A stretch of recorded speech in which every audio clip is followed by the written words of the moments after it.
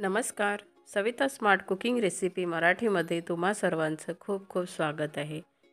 तर आज आपण बनवणार आहोत रव्यापासून खूप कमी साहित्य वापरून एक छानसा नाश्ता तयार करणार आहोत. तो तुम्ही कधी पण खाऊ शकता आणि हा नाश्ता आपण 1 महिना स्टोअर करून पण ठेवू शकतो. याला तेल पण पकडून राहत नाही. तर चला मग सुरू करूया आपल्या रेसिपीला. तर यासाठी इथे मी 1 वाटी बारीक रवा घेतलेला आहे. छान बारीकवाला आहे. त्यानंतर इथे घेतलेला आहे मी अर्धा चम्मच मीठ घेतलेला आहे आणि आपल्याला 2 चम्मच तेल लागेल, जो गरम करून टाकायचा आहे. तर आधी मी एक बाउल घेते आणि त्या बाउलमध्ये रवा टाकून घेते आणि त्यावर मीठ पण टाकून घेते. आणि यानंतर आपण यामध्ये 2 चम्मच जो तेल घेतलेला आहे, तो छान कडकडीत गरम करायचा आहे आणि तो टाकून घ्यायचा आहे.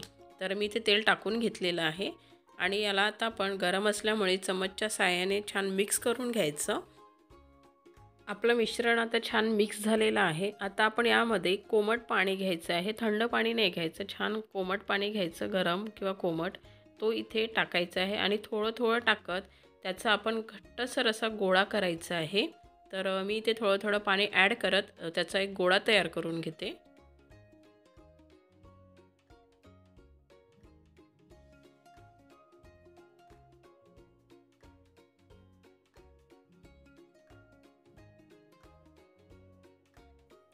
तर याला खूप पातळ पण नाही ठेवायचं आणि खूप घट्ट पण नाही करायचं. कारण रवा असल्यामुळे हा फुलतो. तर आपण आता याला आपला इथे गोळा तयार आहे. तर आपण याला आता 10-15 मिनटं असं रेस्ट व्हायला ठेवून द्यायचं. ज्यामुळे रवा छान फुलून येतो आणि त्याच्यामुळे ते आपले स्नॅक्स छान बनतात. तर मी आता जो मसाला आपल्याला लागतो याला वरून कोटेड करायला, तो इथे बनवून घेत आहे. तर इथे मी घेतलेला आहे अ, चाट मसाला घेतलेला आहे 1 चम्मच.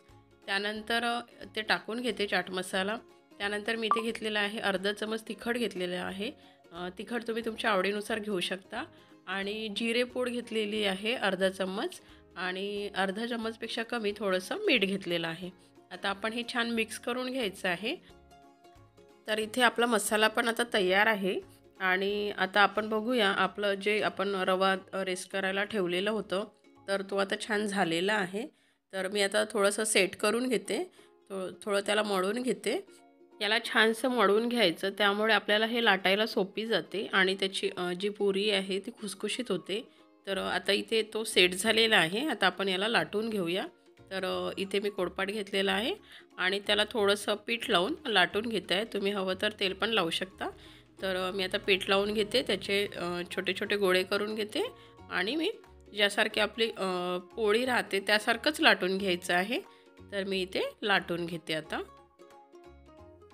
तर हे लाटत असताना एकदम ते पातळ पण नाही ठेवायचे आणि खूप जाडसर पण नाही ठेवायची. ज्याप्रमाणे आपली पोळी असते त्याप्रमाणेच ती लाटून घ्यायची आहे. तर इथे बघू शकता आता आपली पोळी आता इथे लाटून झालेली आहे. तर आता आपण कट करून घ्यायचं आहे. तर मी चाकूच्या साहाय्याने याला कट करून घेते आणि ते ट्रायंगलमध्ये कट करून घेते. तर तुम्ही बघू शकता. तर असे ट्रायंगलमध्ये कट करून घ्यायचे, दिसायला पण छान दिसतात. तर मी ते सगळे कट करून घेते आणि त्याला आपण बाहेर काढून घेऊ.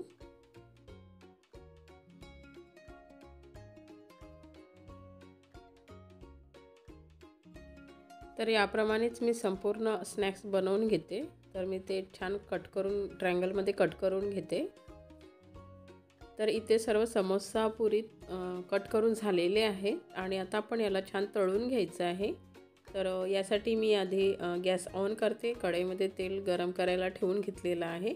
त्याला छान गरम होऊ द्यायचा आणि तेल हाय फ्लेमवर गरम नाही करायचं, तर हा लो मीडियम फ्लेमवर ठेवून त्याला गरम करून घ्यायचं. तर मी ते तेल आता गरम करून घेते. तर तेल आता छान गरम झालेलं आहे. तर आता आपण हे यामध्ये टाकून घेऊया आणि याला छान दोन्ही बाजूने ब्राऊन होईस तोपर्यंत तळून घ्यायचं आहे. तुम्ही बघू शकता तेलात टाकल्याच्या काही वेळानंतर ते छान फुगायला लागतात. आपण काहीही न करता ते वरती वरती फुगत येतात. तर याला आता दोन्ही बाजूने छान ब्राऊन होईस तोपर्यंत तळून घ्यायचं आहे. एका बाजूने झाले की याला आता दुसऱ्या बाजूने पलटवून घ्यायचं आहे.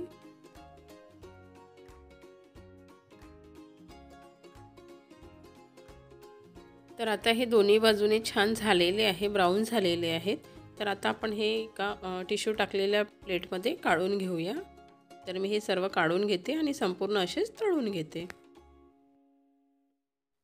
आणि हे समोसा पुरी खूप छान फुगलेले पण आहे आणि छान खुसखुशीत क्रंची असे झालेले आहे, तुम्ही बघू शकता. तर आपण सगळेच तळून घेऊया असेच. तर इथे सर्व समोसा पुरी तळून झालेले आहेत आणि यामध्ये आपण जो मसाला रेडी करून ठेवलेला होता तो मसाला सगळीकडे लागेल याप्रमाणे त्यामध्ये मिक्स करून घ्यायचं आणि आपला स्नॅक्स तयार होईल मग. तर मी हे सर्व छान मिक्स करून घेते आणि हे प्लेटमध्ये सर्व करते.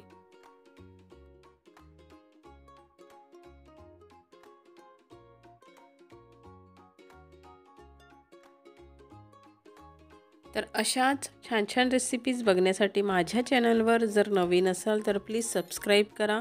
रेसिपी कशी वाटली ते नक्की कमेंट्स करून सांगा आणि बेल आयकॉन प्रेस करायला विसरू नका, जेणेकरून मी रेसिपी टाकली की तुम्हाला नोटिफिकेशन येऊन जाणार.